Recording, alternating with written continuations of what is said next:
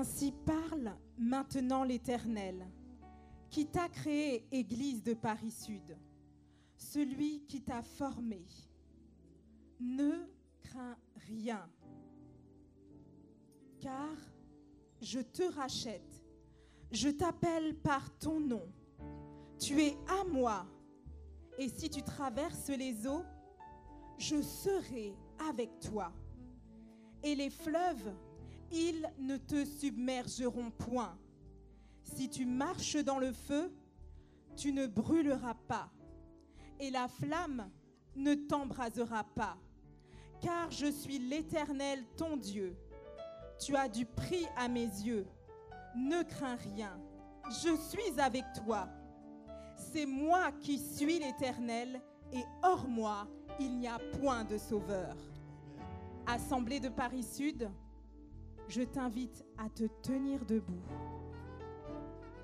devant le Seigneur et ensemble, adorons celui qui nous aime, celui qui nous a rachetés, qui nous délivre et qui nous dit « Ne crains point, viens, ne tarde plus, adore ».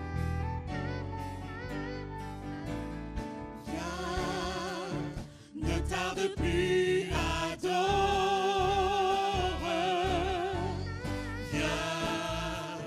Ne tarde plus, donne ton cœur. Viens, tel que tu es, adore. Viens, tel que tu es devant ton Dieu.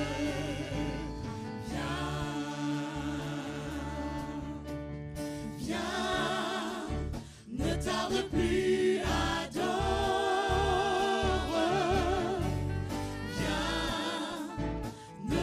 plus, donne ton cœur. Viens, tel que tu es, adore. Viens, tel que tu es devant ton Dieu. Viens. Un jour toute langue dira, tu es Dieu. Un jour tout genou fléchira, mais le vrai trésor est pour ceux qui t'ont choisi dès aujourd'hui. Viens, ne tarde plus, adore.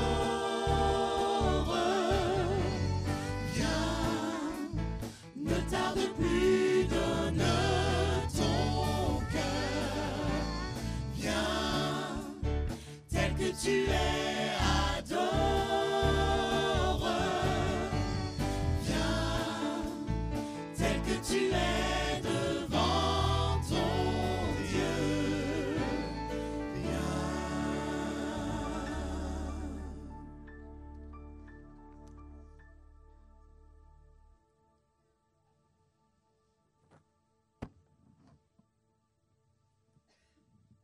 Je vais encore vous donner les raisons de cette adoration par la lecture du psaume 150. Louez l'Éternel, louez Dieu dans son sanctuaire, louez-le dans l'étendue où était sa puissance, louez-le pour ses hauts faits, louez-le selon l'immensité de sa grandeur, louez-le au son de la trompette, louez-le avec le luth et la harpe, louez-le avec le tambourin et avec les danses, louez-le avec les instruments à cordes et les chalumeaux. Louez-le avec les cymbales sonores. Louez-le avec les cymbales retentissantes. Que tout ce qui respire loue l'Éternel. Louez l'Éternel. Amen. Amen. Louons le nom de l'Éternel et que la gloire et que sa gloire remplissent ce lieu. Ô la gloire de ta présence.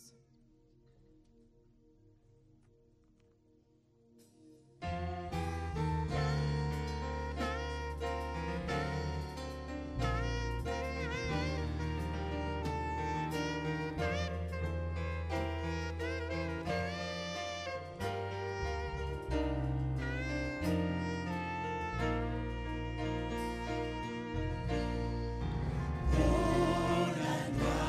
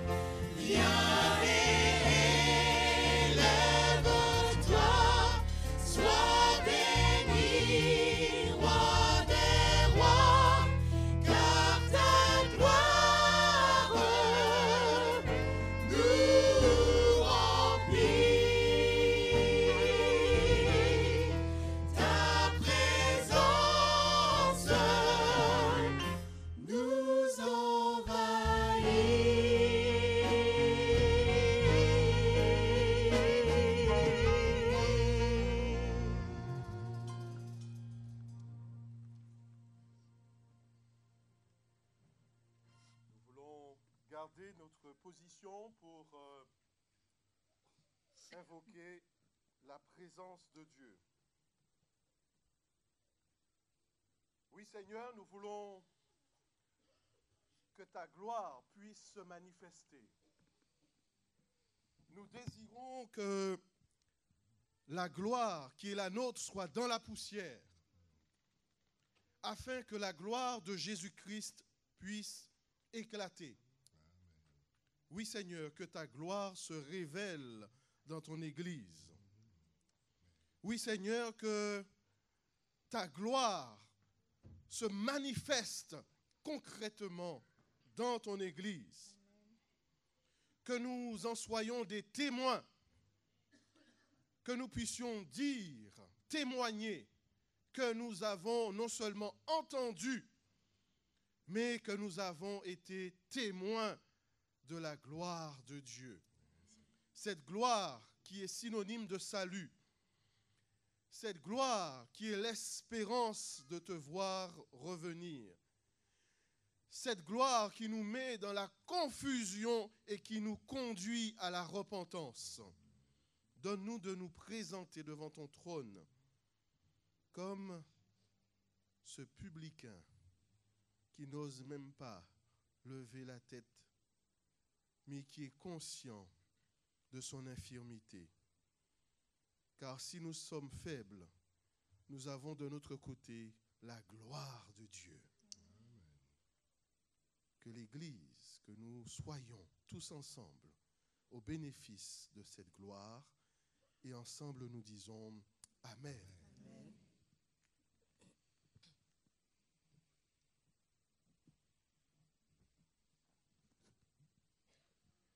Alors je dirais bonjour à tous, à vous qui êtes présents dans ce lieu, mais aussi à vous qui nous regardez.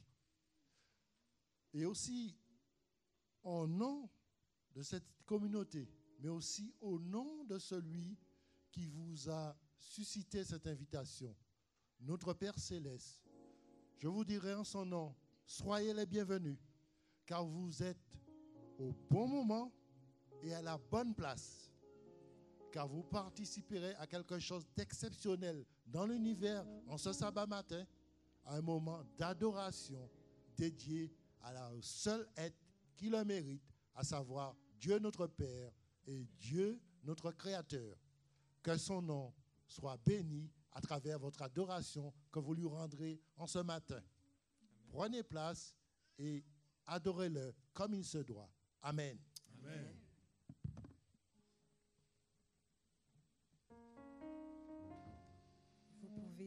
Je vous invite à vous asseoir.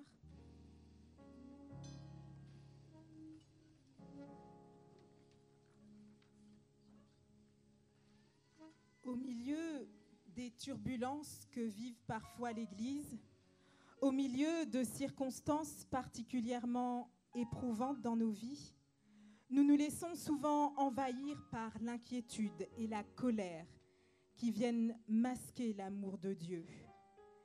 C'est pourquoi il nous faut faire face aux orages de notre vie avec un esprit de foi. Si nous sommes inquiets, nous ne voyons que les choses terrestres. Si nous ne maîtrisons pas notre colère, nous sommes omnibulés par les moyens que nous allons employer pour essayer de redresser la situation. Dans les deux cas, nous avons l'esprit préoccupé par autre chose que Dieu et son amour éternel et inconditionnel pour nous. Alors, en ce matin, je nous invite à l'humilité. Je nous invite à nous abriter sous les ailes d'amour de Dieu, à lui faire confiance, à lui, ce Dieu fidèle qui détient toutes les solutions.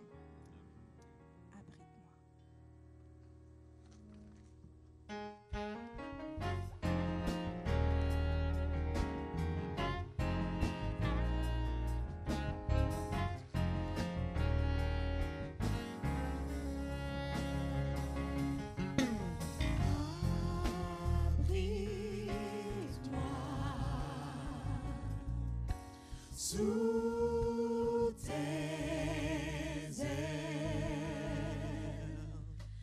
couvre-moi de ta main puissante, même si les océans se déchaînent, je les traverserai avec toi. Père, tu domines les tempêtes, je suis tranquille car tu es là. Je suis tranquille car tu es En là. Jésus seul, je me confie.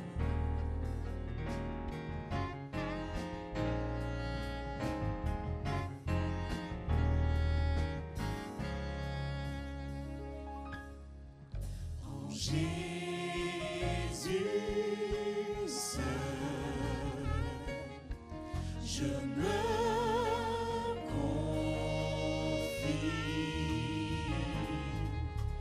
Il me donne force, calme et puissance, même si les océans se déchaînent, je les traverserai avec toi.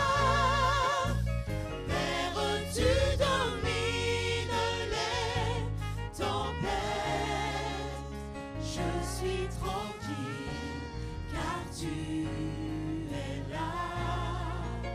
Je suis tranquille car tu es là. Dieu fidèle, tu ne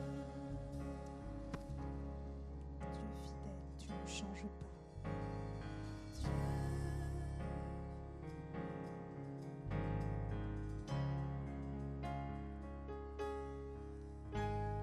Dieu fidèle, tu ne changes pas. Éternel, mon rocher, ma paix, Dieu puissant, je m'appuie sur toi.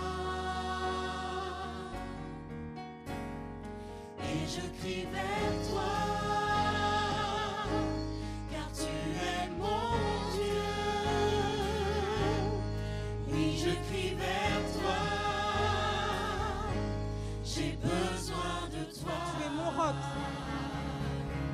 Tu es mon roc au jour de la détresse.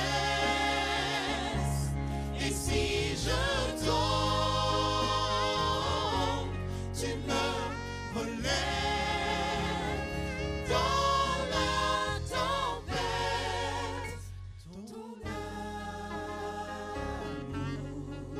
me ramène au port. Tu es mon seul espoir, Seigneur. Tu es mon roc. Tu es mon roc au jour de la détresse. Et si je tombe, tu me relèves dans la tempête. Ton amour me ramène au port. Tu es mon seul espoir. Tu es mon seul espoir, Seigneur.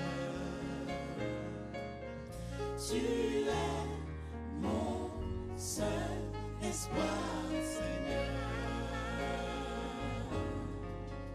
Tu es mon seul espoir, Seigneur.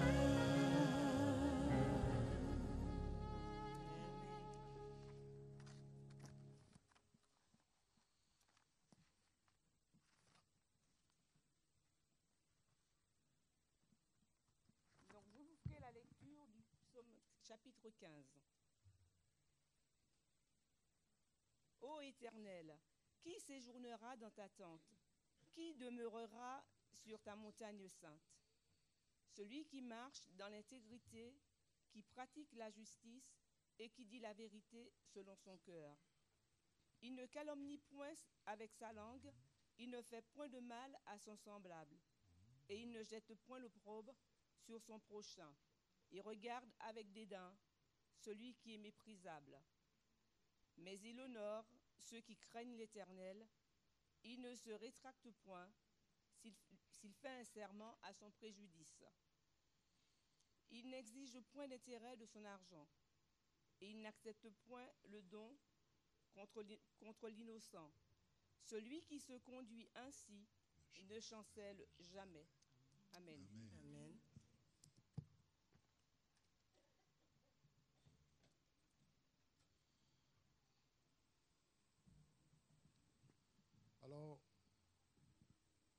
Alors, je vous demanderai de bien vouloir vous associer avec moi dans ce moment de prière adressé à notre Père Céleste. Prenons la position de révérence.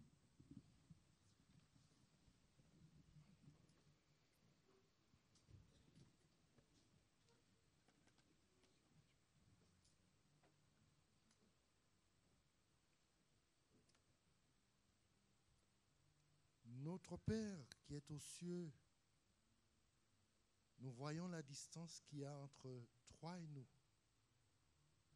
Nous sommes conscients que cette distance est agrandie par nos fautes, nos manquements, nos erreurs.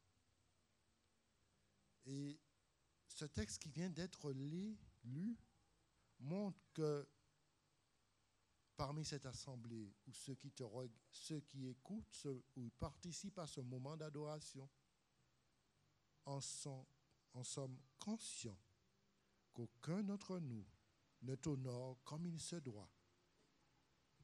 Nous te demandons de ne pas entrer en jugement contre nous, car nous ne pourrons pas supporter ce jugement. Mais nous te demandons de bien vouloir et nous faisons appel à ta miséricorde, à ton pardon. Veuille nous pardonner.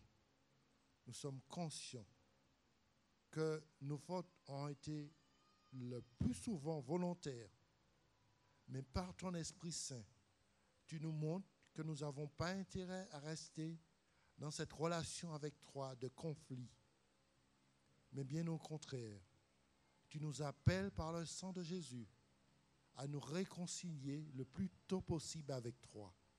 Aide-nous, tendre Père, à revenir vers toi, à nous repentir. Nous avons tous besoin de cette repentance.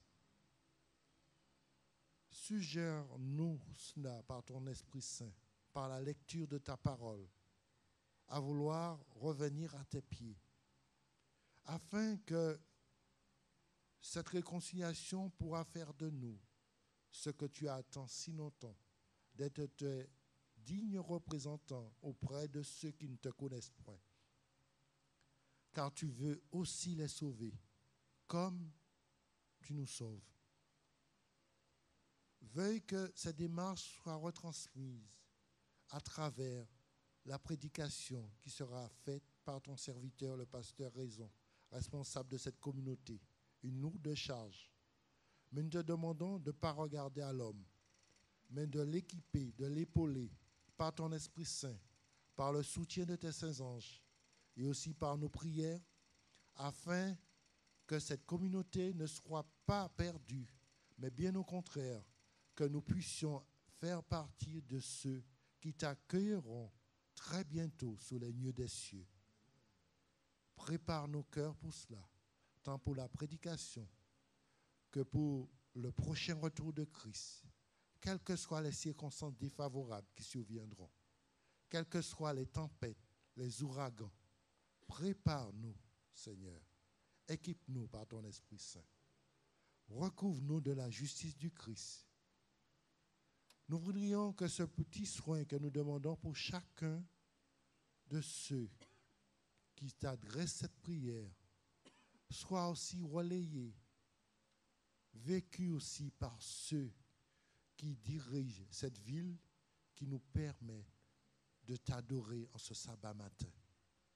Que vraiment les dirigeants de cette ville, comme les dirigeants de ce pays, puissent être interpellés sur leur salut, sur ton prochain retour, et que dans leur démarche, ne serait-ce que pour résoudre cette crise mondiale qui touche tout un chacun, quelle que soit la collectivité, quel que soit le ministère, que tous requièrent ta sagesse, requièrent ton éclairage, afin que les solutions proposées servent d'abord, avant tout, pas pour résoudre cette crise, mais pour servir à l'avancement de la prédication de la bonne nouvelle du salut en ce monde, en ce pays et dans cette ville. C'est en ce sens que nous sommes présents devant toi. Bénis-nous dans cette démarche et permets qu'en sortir de ce lieu, nous soyons les ambassadeurs du Christ par lequel tu nous as appelés des ténèbres à ton admirable lumière pour ta gloire. Amen.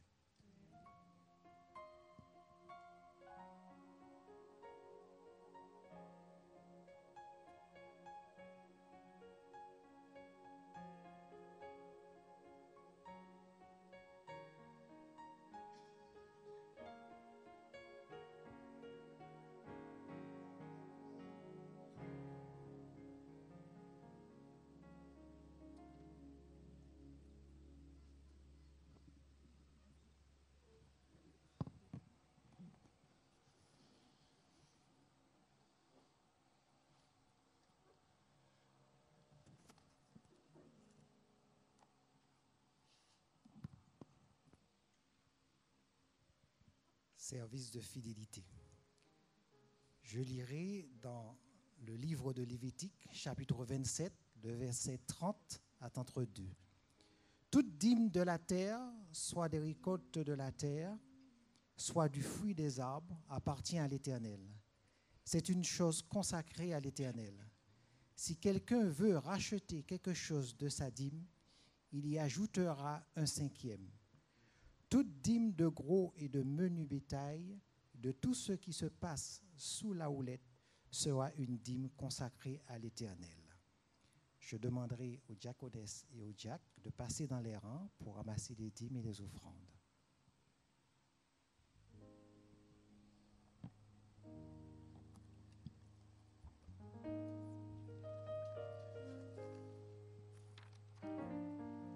Ce temps de reconnaissance, que le Saint-Esprit nous enseigne à louer et élever le nom de l'Éternel dans toutes les circonstances. Que ma vie traverse un désert ou que la vie semble me sourire, béni soit le nom de l'Éternel, béni soit ton nom.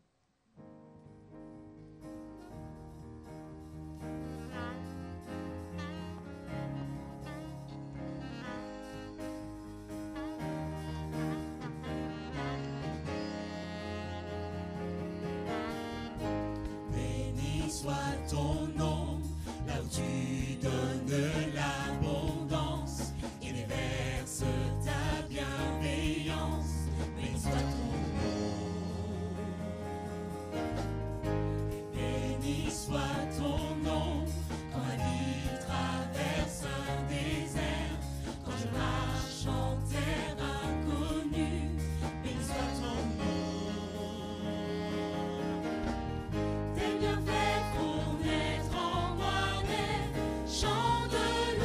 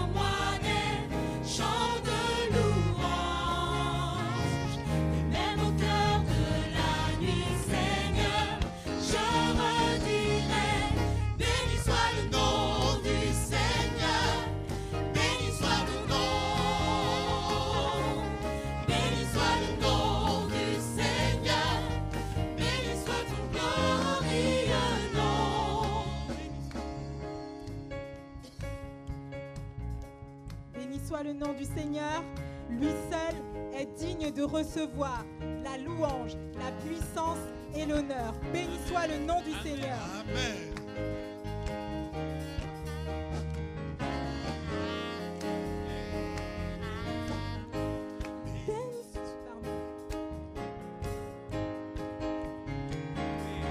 Béni soit le nom du Seigneur, béni soit le nom, béni soit le nom du Seigneur, béni soit ton glorieux Béni soit le nom.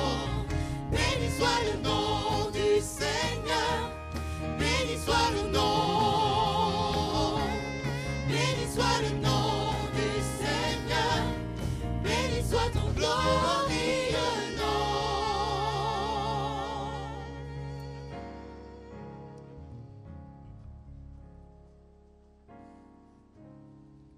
Je viens d'entendre ce chant, béni soit le nom du Seigneur. Amen.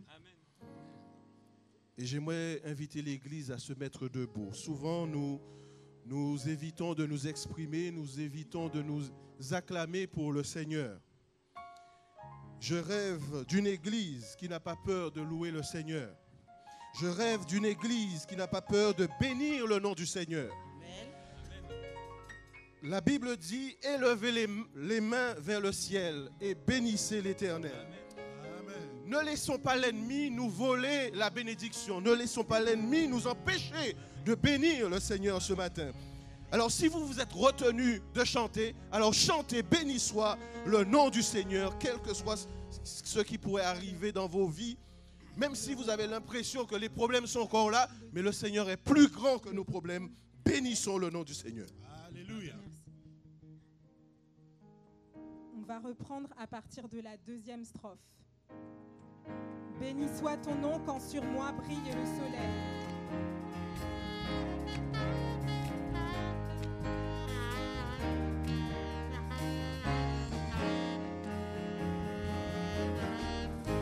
Béni soit ton nom, quand sur moi brille le soleil, quand la vie semble me sourire, béni soit ton nom. Béni soit ton nom, sur la route semée de souffrance, c'est mon coup d'offrir ma louange, béni soit ton nom. Tes bienfaits font naître en moi des chants de louange. Et même au cœur de la nuit, Seigneur, je redirai, béni soit le nom du Seigneur, béni soit le nom, béni soit le nom du Seigneur, béni soit ton glorieux Béni soit le nom du Seigneur. béni soit le nom du Seigneur, béni soit le nom, béni soit le nom du Seigneur, Tu donnes et tu reprends. béni soit ton glorieux nom.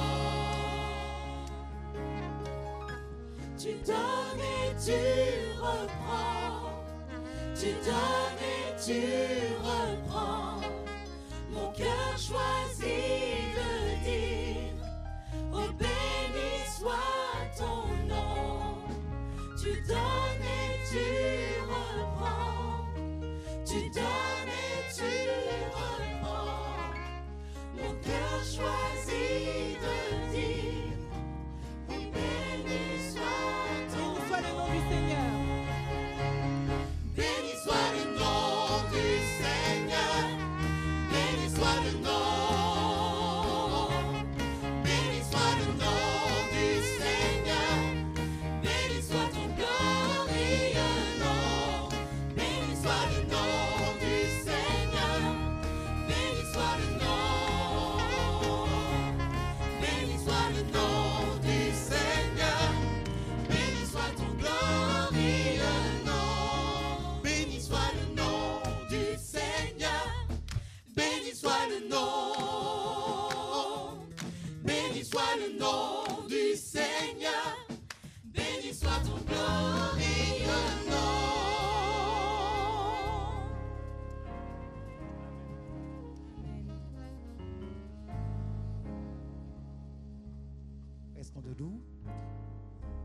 incline la tête pour la prière.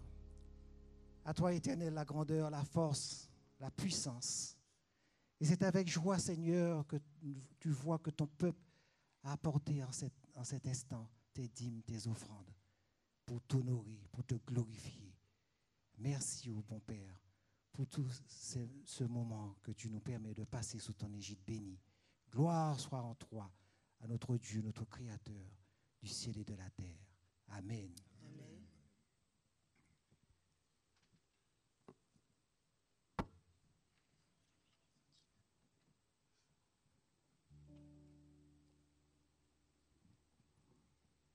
Nous garderons notre position et nous chanterons à l'Éternel ce chant. Car dans les méandres de la vie, la question parfois n'est pas de savoir si nous aurons des tempêtes, si elles seront violentes ou pas. Mais la question est de savoir ce que je ferai quand elles se présenteront. Job ne comprenait pas la raison de ses souffrances, mais il continua à placer malgré tout sa confiance en Dieu. Nos réactions face aux épreuves de la vie définissent notre attitude vis-à-vis de Dieu.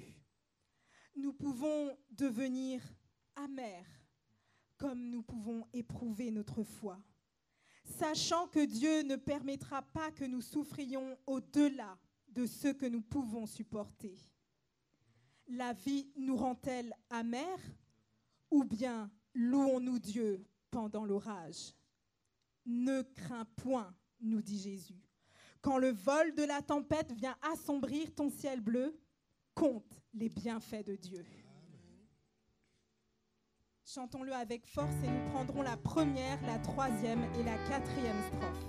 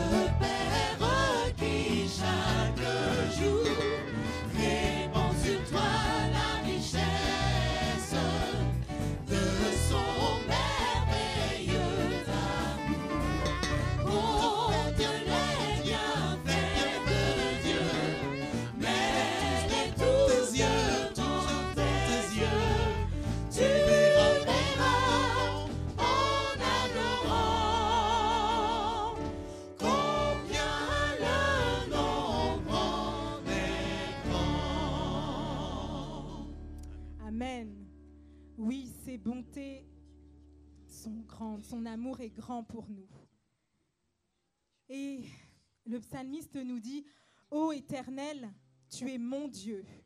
Je t'exalterai et je célébrerai ton nom, car tu as fait des choses merveilleuses. Alléluia. Tu as été un refuge pour le faible. Tu as été un refuge pour le malheureux dans la détresse et un abri contre la tempête, un ombrage contre la chaleur. L'Éternel, oui, est miséricordieux et juste, et notre Dieu est plein de compassion. Réjouissons-nous de ce que l'Éternel entend, nos voix et nos supplications. Oh, quel ami fidèle et tendre nous avons en Jésus-Christ. Nous chanterons ensemble la première, la deuxième et la cinquième strophe.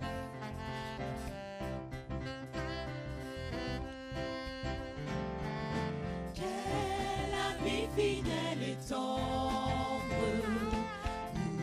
nous avons en Jésus-Christ, toujours prêt à nous entendre, à répondre à notre cri. Il connaît nos défaillances, nos chutes de chaque jour. Sévère en ses exigences, il est riche en son amour. Quel ami fidèle et tendre nous avons en Jésus-Christ, toujours prêt à nous comprendre quand nous sommes en souci. Disons-lui toutes nos craintes, ouvrons-lui tout notre cœur. Bientôt ces paroles saintes nous rendront le vrai bonheur. Quel ami fidèle et tendre nous avons en Jésus-Christ. Bientôt il viendra nous prendre pour être au ciel avec lui. Suivons donc l'étroite voie en comptant sur son secours. Bientôt nous aurons la joie de vivre avec lui toujours. Gardons notre position.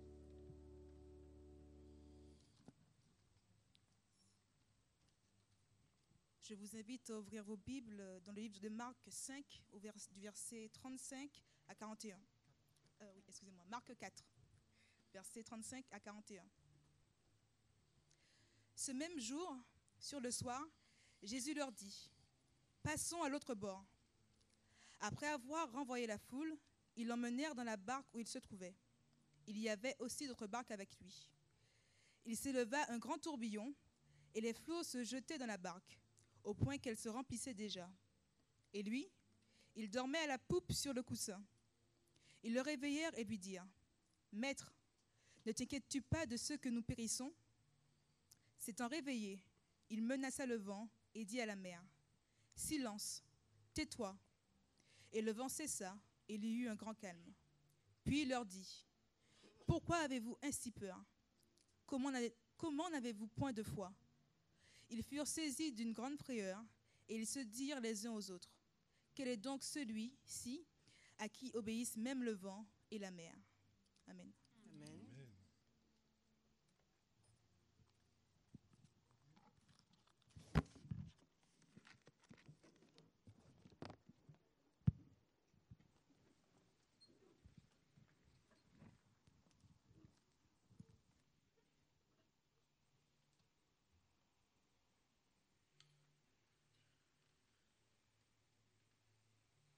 Ne crains pas la tempête.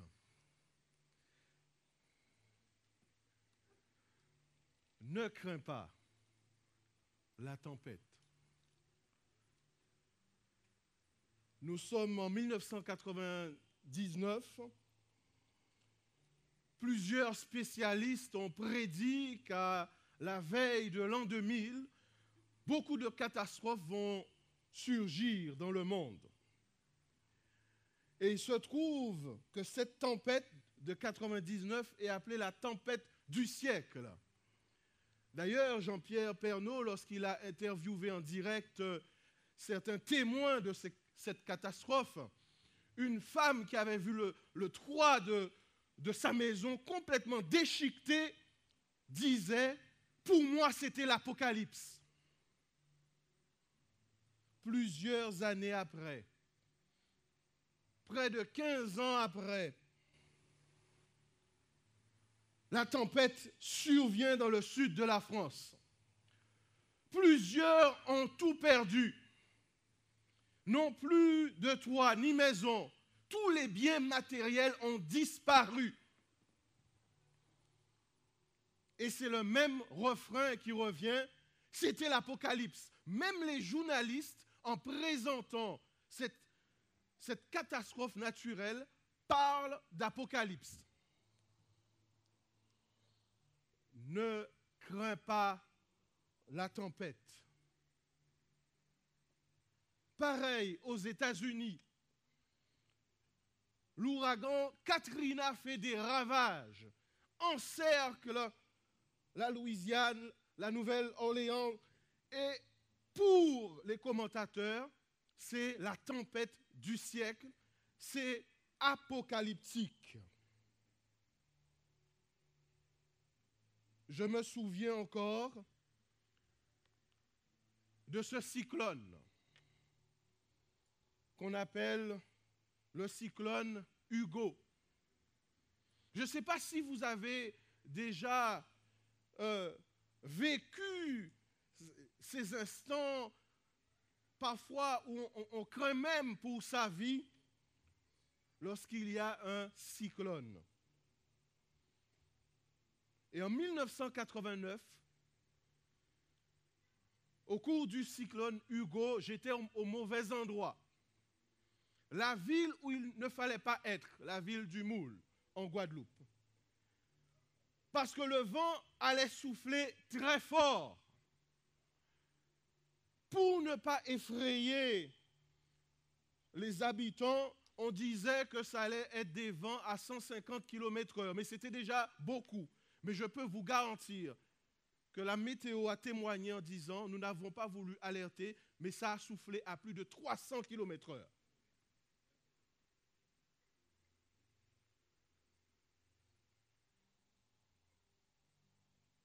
C'était l'année où je préparais mon bac. Et je peux vous garantir, l'année scolaire commençait très mal. Tout a été dévasté dans le lieu où je me trouvais. J'entendais chaque clou sortir du toit. Une bonne partie du toit s'est arrachée. On était entassés à 15 dans 4 mètres carrés. Et on se disait, est-ce que cette partie du toit va résister? Parce qu'il n'y avait plus de cuisine, il n'y avait plus de salon, et certaines chambres n'étaient plus.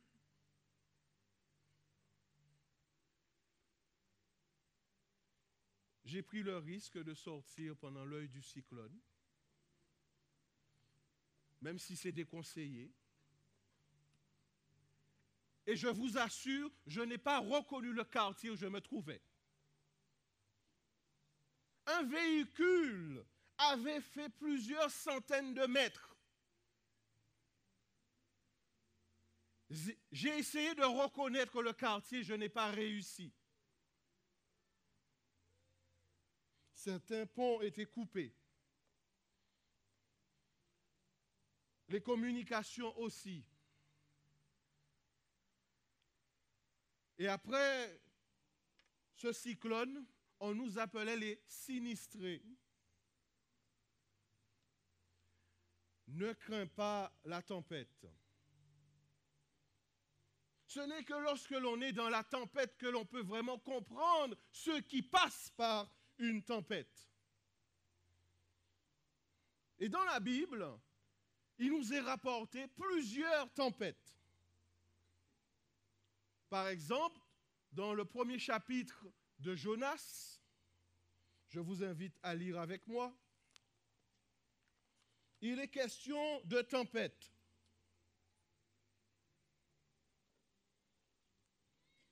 La parole du Seigneur parvint à Jonas, fils d'Amittai. Lève-toi, va à Ninive, la grande ville, et fais une proclamation contre elle, car le mal qu'elle a fait est monté jusqu'à moi. Alors Jonas voulut s'enfuir à Tarsis pour échapper au Seigneur. Il descendit à Jaffa et trouva un bateau qui allait à Tarsis. Il paya le prix du transport et embarqua avec l'équipage pour aller à Tarsis et échapper ainsi au Seigneur. Mais le Seigneur lança un grand vent sur la mer et il s'éleva sur la mer une grande tempête. Nous sommes plusieurs à connaître la suite de ce récit, mais une grande tempête qui est du fait de Jonas qui ne veut pas proclamer la parole prophétique à Ninive. Nous avons une autre tempête, celle qui nous a été lue par Nathalie, où nous voyons Jésus au chapitre 4e de l'Évangile selon Marc, où nous voyons Jésus apaiser une tempête. Jésus a envie d'instants privilégiés, d'instants intimes avec ses disciples, et il invite ainsi ses disciples à passer sur l'autre rive. Ils s'embarquent ensemble sur le bateau. Et alors qu'ils sont en pleine mer, il y a une forte bourrasque et les vagues entrent déjà dans le bateau. Les vagues se jettent dans le bateau. Le bateau est en train de se remplir. Et Jésus, tranquillement, paisiblement, sommeille, parce que lui n'a pas peur de la tempête. Alors les disciples disent, mais maître, nous sommes perdus et tu ne t'en soucies pas.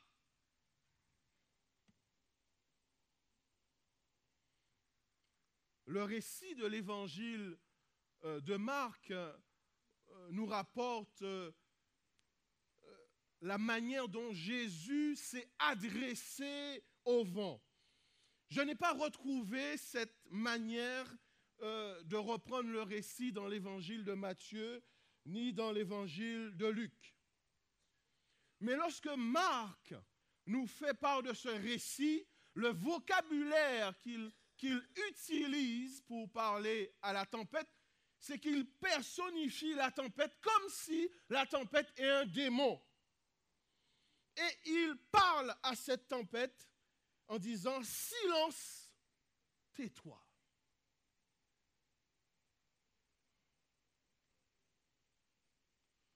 Au verset 40, la Bible nous dit « Le vent tomba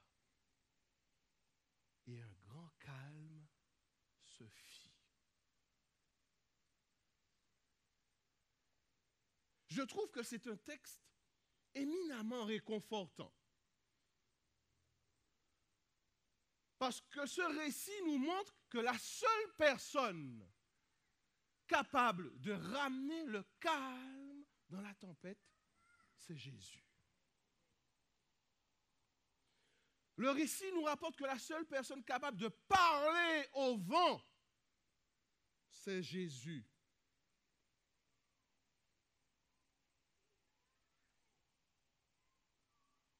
Et Jésus leur pose la question, mais pourquoi avez-vous eu peur? N'avez-vous pas de foi? Oui, dans la tempête, nous devons le reconnaître. Nous avons peur. Mais Jésus aimerait nous rassurer parce qu'il est capable de parler au vent et de faire en sorte que le calme revienne. Nous avons un autre texte qui nous parle de tempête dans les lettres de Paul. Actes chapitre 27e.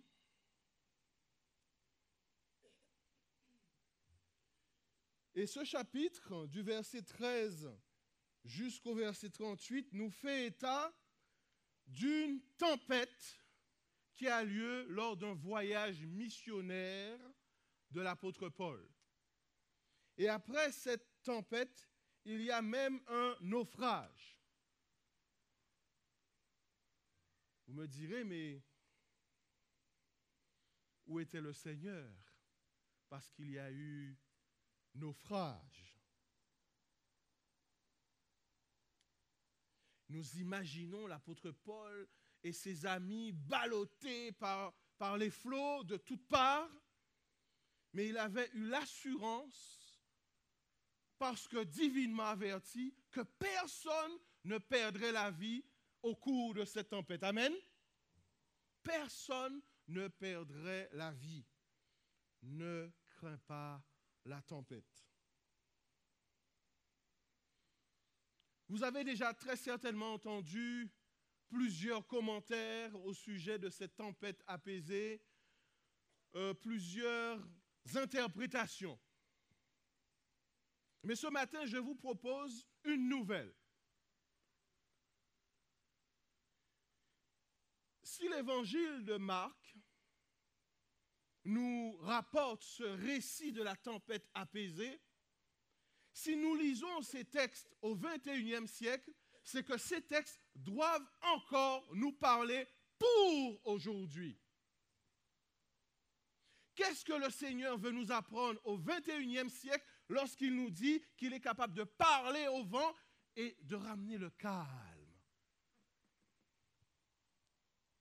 Et pour répondre à la question, je me suis intéressé au livre d'Apocalypse, où il est question de vent, au chapitre 9e.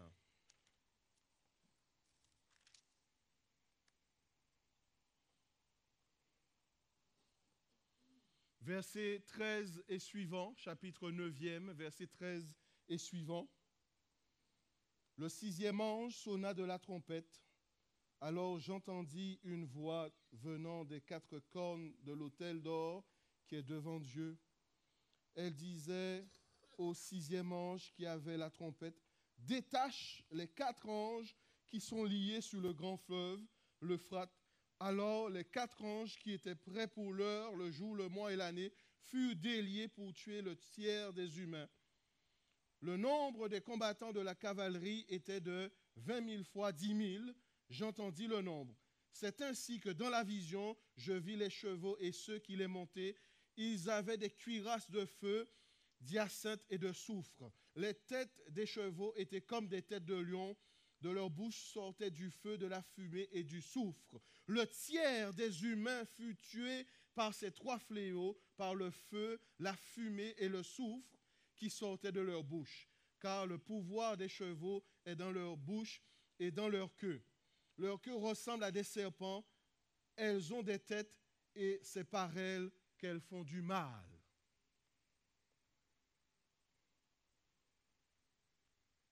Je me suis posé la question, est-ce que les journalistes qui utilisent ce vocabulaire apocalyptique ont lu Apocalypse 9? Certains oui, d'autres non. Mais en réalité, ce vocabulaire est utilisé par les journalistes comme vocable et sémantique autour de la peur. Comme pour dire que le livre d'Apocalypse, c'est le livre qu'il ne faut pas ouvrir, c'est le livre de la peur. Or, c'est le livre qui nous parle le plus de l'espérance dans la tempête, justement. C'est une bonne nouvelle que de savoir qu'il va y avoir des vents, qu'il va y avoir des ouragans, qu'il va y avoir la tempête, mais Dieu nous dit, ne crains pas la tempête. Ce 6e ange sonne de la trompette et les vents sont lâchés. La tempête est là, les ouragans sont là. Plusieurs symboles, nous n'avons pas le temps d'entrer dans une explication. Même si nous voulons considérer que c'est littéral, ce qui est important, c'est de voir Dieu maîtriser les éléments de la nature. Ne crains pas la tempête. Le fait d'avoir cet indice du 6e ange nous place déjà à une période cruciale dans l'histoire qui est la nôtre. C'est-à-dire la période qui arrive avant la grande détresse dont la Bible parle, qui précède le retour de Jésus. Avec ce 6e ange qui sonne de la trompette, nous sommes déjà au 21e siècle. Et au 21e siècle, ce sera le siècle où les vents seront lâchés. Et où justement Dieu nous dit, ne crains pas la tempête. Alors c'est vrai que lorsque nous lisons le récit, nous voyons qu'il y a des tués, que le tiers des hommes est décimé. Mais Dieu nous dit, ne crains pas la tempête. Du point de vue eschatologique et prophétique, en tant qu'Église adventiste du 7e jour, nous avons une parole d'espérance à donner dans la tempête. Et pour donner cette parole dans la tempête, une question. Serons-nous comme les disciples, comme sur le bateau? Nous pouvons un court instant considérer que nous faisons corps avec ce récit et que nous sommes dans le bateau. Et que nous voyons les vagues entrer dans le bateau. Quelle sera notre réaction? Allons-nous dire à Jésus, mais maître, ne vois-tu pas que nous sommes en train de périr?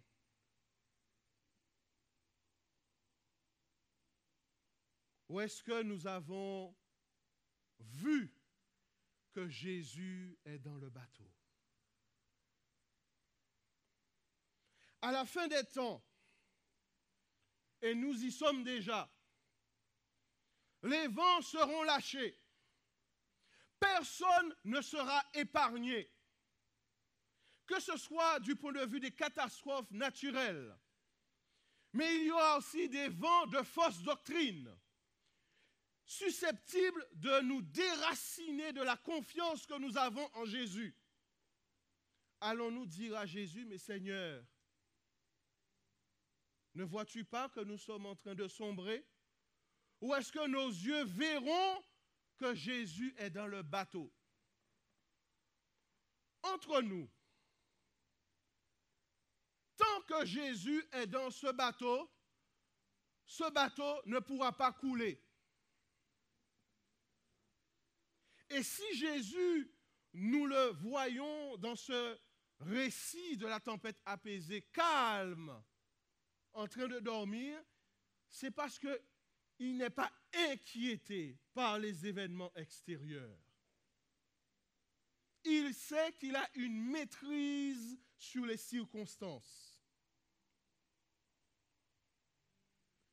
Ce récit de l'évangile de Marc n'a pas pour but de nous dire de ne pas avoir peur. Ce récit a pour but de nous dire que le maître est dans le bateau.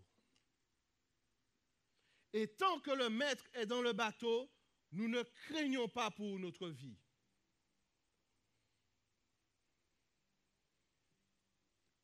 Ce bateau qui navigue sur le lac de Tibériade, puisque la scène de l'évangile de Marc, chapitre 4, se situe probablement sur la mer de Tibériade. Et ce bateau symbolise l'Église des temps de la fin, bousculée par tout vent de doctrine, jusqu'à voir des vagues pénétrer dans l'Église, des vagues de fausse doctrine. des turbulences, mais où nous avons la certitude que Jésus est bien dans le bateau.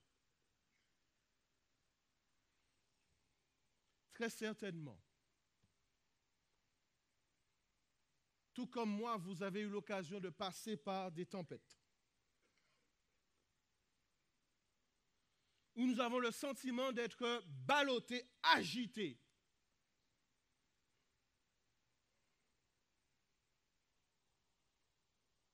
Mais le Seigneur veut nous rassurer.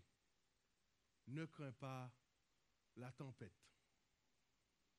Parce qu'il est capable de ramener le calme. Il parle aux événements de la nature.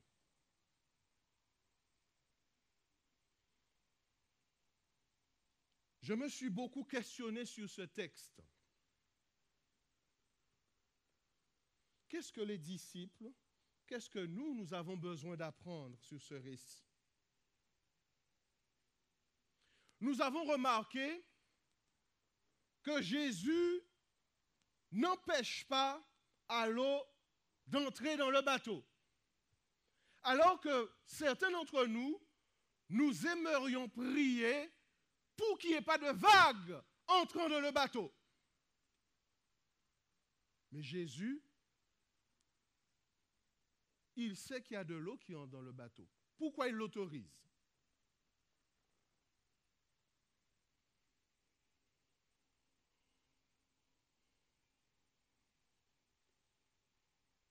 Et dans ce récit, il s'adresse aux disciples. N'avez-vous pas la foi?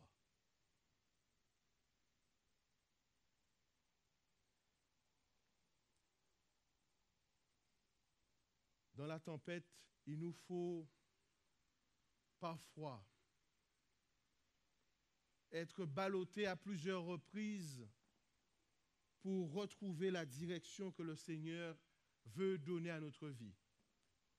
Dans la tempête, il nous faut parfois prendre du recul pour voir que nous ne sommes pas seuls dans le bateau. Effectivement, si nous ne voyons que les vagues, nous ne risquons pas de voir Jésus dans le bateau. Certains d'entre nous nous diront, c'est facile à dire.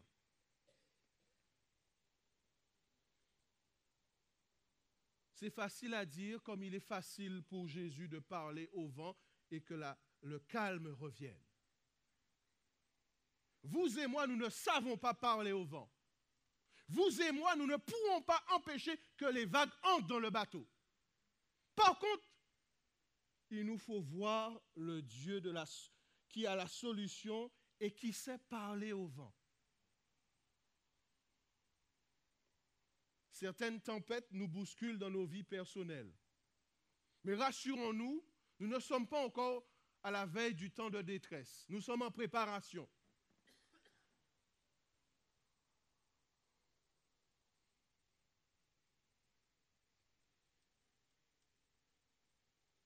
Il y a encore du temps pour nous.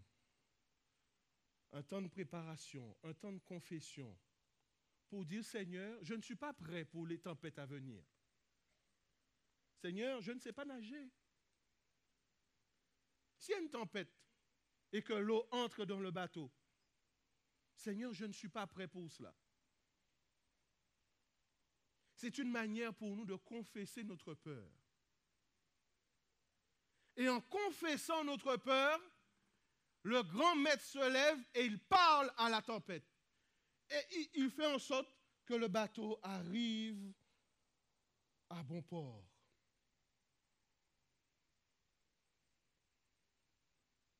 La peur est une émotion que nous ne maîtrisons pas souvent, qui peut nous affecter à n'importe quel moment.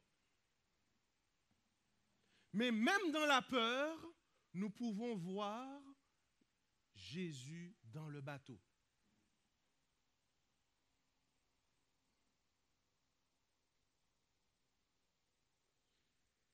Quels sont ceux qui ont la conviction ce matin que Jésus est dans le bateau? Je ne dis pas ceux qui savent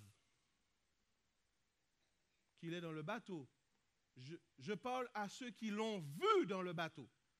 Parce que je peux savoir intellectuellement qu'il est dans le bateau, qu'il y sera toujours. Mais c'est avec les yeux de la foi que je peux le voir dans le bateau.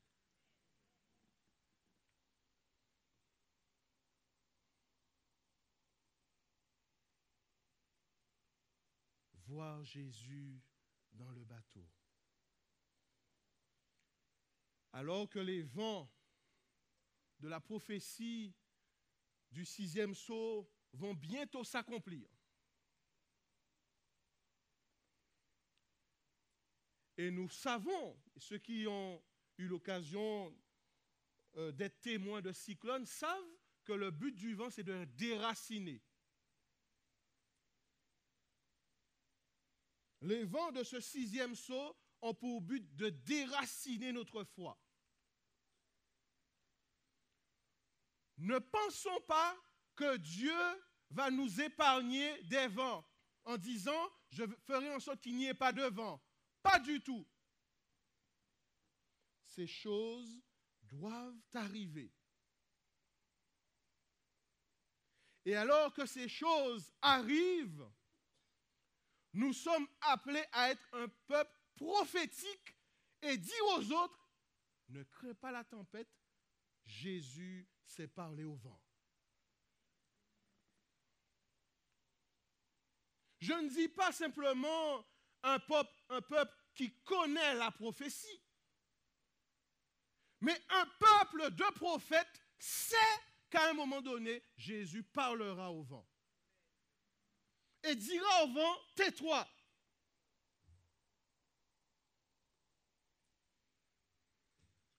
Ce type de prophète des derniers temps ne s'invente pas dans un petit échauffement pour donner bonne conscience. Ce type de prophète a appris jour après jour à voir Jésus être dans le bateau de sa vie et à parler aux événements et trouver la solution. Si chaque jour, je ne vois pas Jésus parler au vent de ma vie, calmer les tempêtes de ma vie, je ne pourrai pas rester debout lorsque les vents seront lâchés.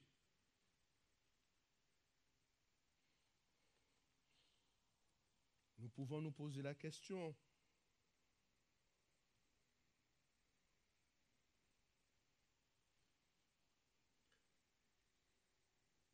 L'Apocalypse dit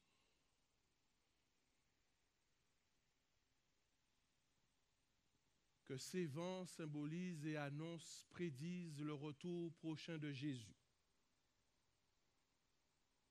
Et au moment de ce 6e sceau, il y a une seule question qui nous est posée.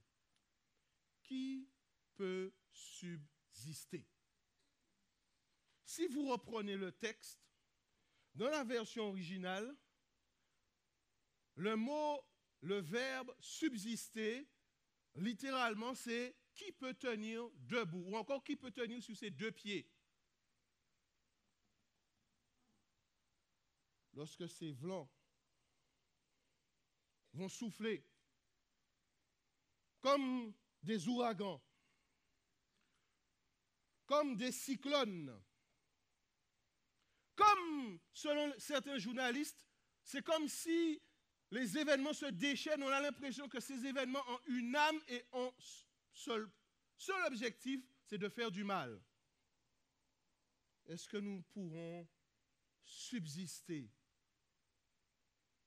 tenir debout, dans l'espérance de dire que Jésus est dans le bateau, ne crains pas la tempête.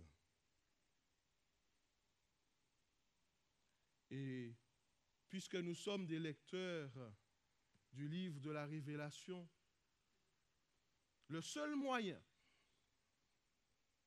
de tenir debout, selon le livre de la Révélation, c'est d'avoir le sceau du Saint-Esprit. C'est le seul moyen. Nos connaissances théologiques ne nous aident n'auront pas à tenir debout. Mais avoir expérimenté chaque jour la présence d'un Dieu dans la tempête, alors là, nous pourrons faire la différence. Plusieurs se disent, ces événements vont arriver, mais je n'ai pas assez de connaissances. Je ne maîtrise pas complètement tout ce qu'il y a dans ce livre.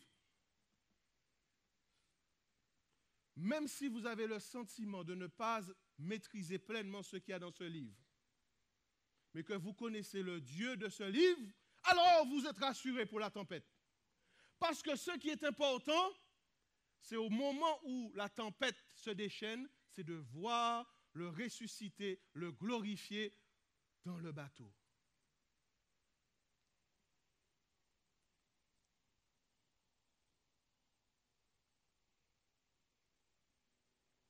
Et ce qui est rassurant, et nous l'apprenons en comparant notre propos avec le texte d'Actes chapitre 27, concernant la tempête de l'apôtre Paul, son naufrage même dans le naufrage, Dieu nous assure que notre vie sera protégée. Il nous donne l'assurance qu'il sera avec nous dans cette tempête. Pour ce faire, c'est aujourd'hui que nous avons besoin de nous préparer pour une nouvelle effusion de l'Esprit Saint. Et avant de lâcher les événements, le front des serviteurs du Seigneur sera marqué d'un sceau, symbole que nous avons reçu pleinement le Saint-Esprit et que nous serons des élus même au travers de la tempête. Nous sommes tous appelés à vivre des tempêtes. Tous. Mais seuls les élus traverseront la tempête. Alors que ces paroles résonnent encore en nous, nous voulons laisser le Saint-Esprit transpercer notre cœur afin de voir avec les yeux de la foi. Nous voulons chanter ensemble, Saint-Esprit descend, descend sur nous. Car toi seul peux nous donner de voir Jésus même dans la tempête. Toi seul, Saint-Esprit, peut unir nos cœurs à la personne du Christ alors que nous sommes ballottés à droite et à gauche. Toi seul, Saint-Esprit, peut nous donner l'assurance que même si l'eau entre dans le bateau ne peut pas couler parce que Jésus est là. Toi seul, Saint-Esprit, tu peux nous donner l'assurance que même si nous faisons naufrage, le Seigneur nous sauvera de la tempête. Que l'Église se lève, que l'Église chante, Saint-Esprit, que l'Église de Paris-Sud, que vous autres qui avez entendu ce message grâce aux moyens techniques, que vous puissiez avoir l'assurance ce matin que même dans la peur, le Saint-Esprit est capable de nous faire voir Jésus et de rester debout alors que la tempête sévit. Oui, Saint-Esprit, descends sur nous. Saint-Esprit, descends sur nous. Descends sur nous, consolateur, ami, à nouveau touche nos vies. Oui, encore, Saint-Esprit. Saint-Esprit.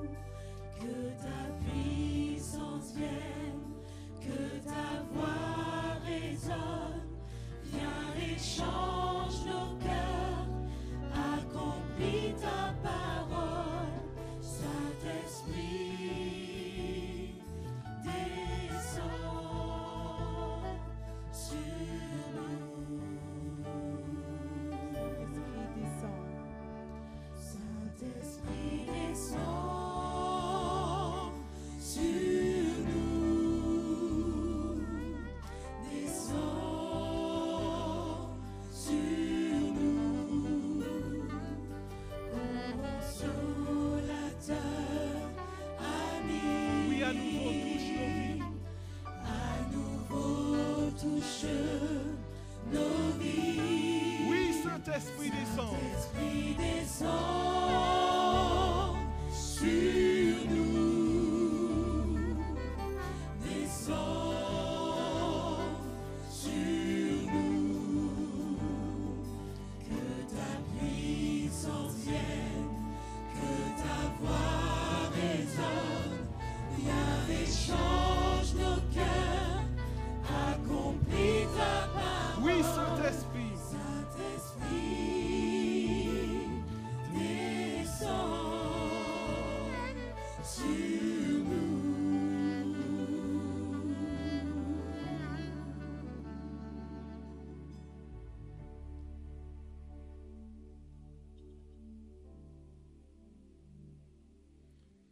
Il se peut qu'à un moment donné, nous ferons naufrage.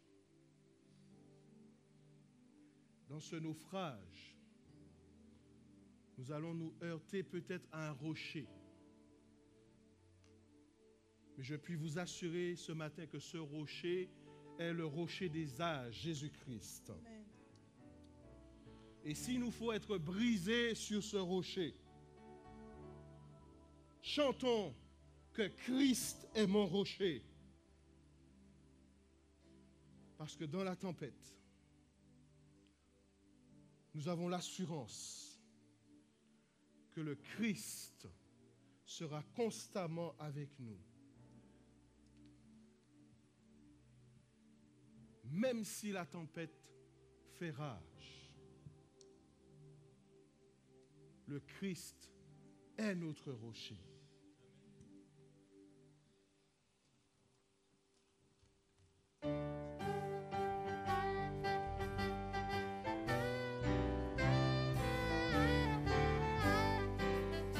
Christ est mon rocher, ma lumière et mon sauveur.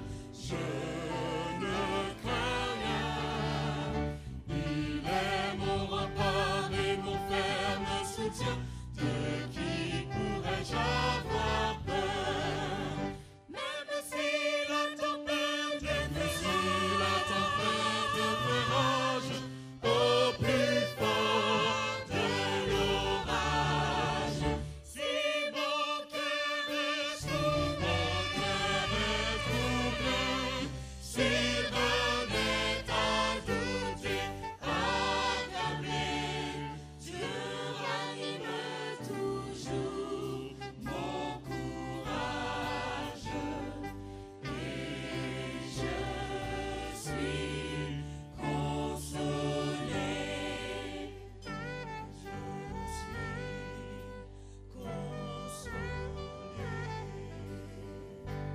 Mon âme espère en l'Éternel. Mon âme espère en l'Éternel. Qu'un chant s'élève au Dieu du ciel. Qu'un chant s'élève au Dieu du ciel. Mon âme espère en l'Éternel. Mon âme espère en l'Éternel. Mon âme espère en l'Éternel. Qu'un chant s'élève au Dieu du ciel. Qu'un chant s'élève au Dieu du ciel. Mon âme espère en l'Éternel.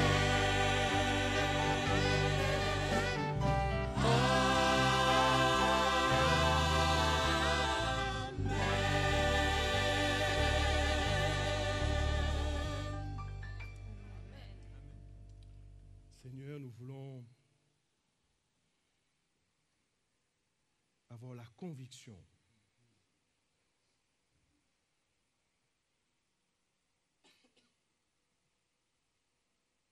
que tu es dans le bateau de nos vies. Que tu es dans le bateau qu'est l'Église.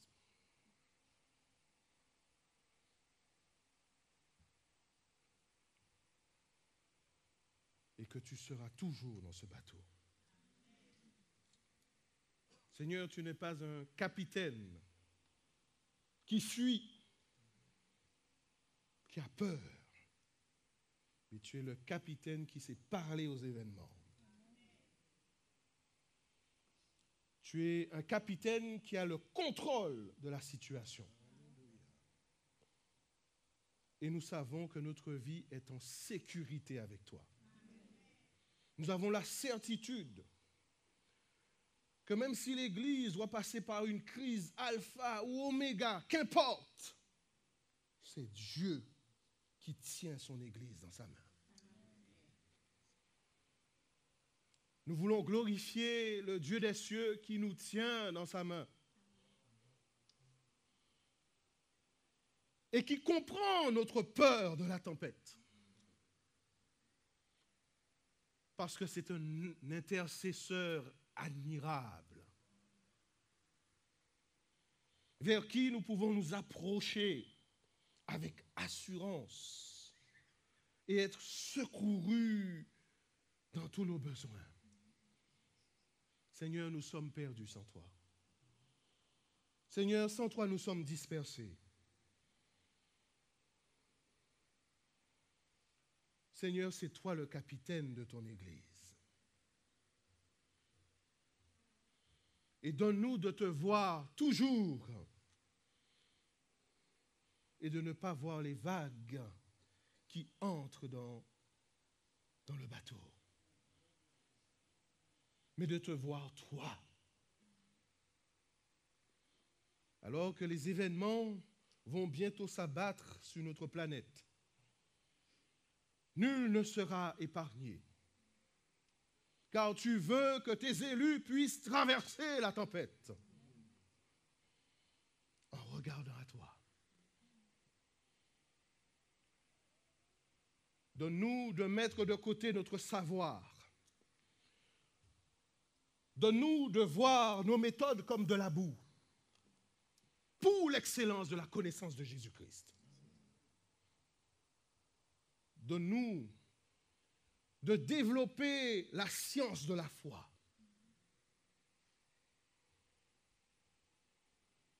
Donne-nous de marcher non par la vue, mais par la foi. Donne-nous du discernement pour voir les icebergs que l'ennemi va placer, afin que toi, tu puisses nous conduire malgré ces icebergs. Seigneur, je bénis ton nom pour les icebergs, car les difficultés sont là pour nous faire grandir. Nous honorons le Dieu des cieux pour ce désert que nous traversons, car il y a des difficultés, des scorpions, mais le Seigneur a vaincu ces scorpions et ces serpents. Il y aura aussi des oasis. Mais donne-nous, Seigneur, quelles que soient les difficultés, de ne pas perdre de vue que le seul capitaine, c'est toi. Donne-nous de te voir. Que ton esprit nous envahisse maintenant. Et qu'il nous donne de voir Jésus-Christ, notre rocher. Et c'est en son nom que nous prions. Et l'Église dit Amen.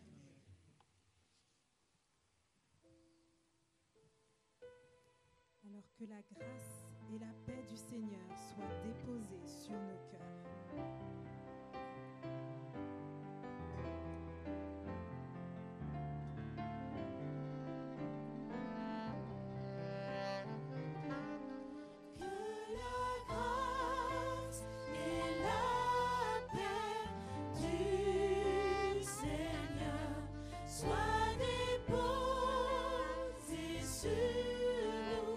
Sur nos cœurs et que sa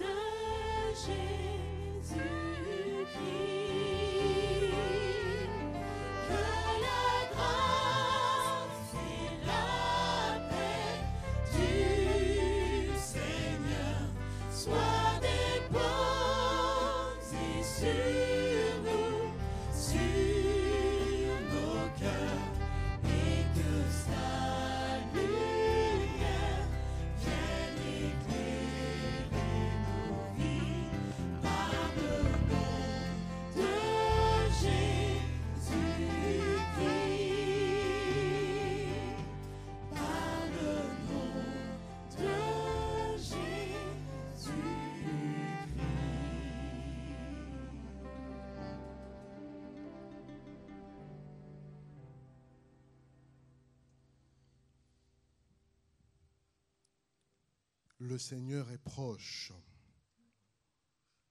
Ne vous inquiétez de rien, mais en tout, par la prière et la supplication, avec des actions de grâce, faites connaître à Dieu vos demandes.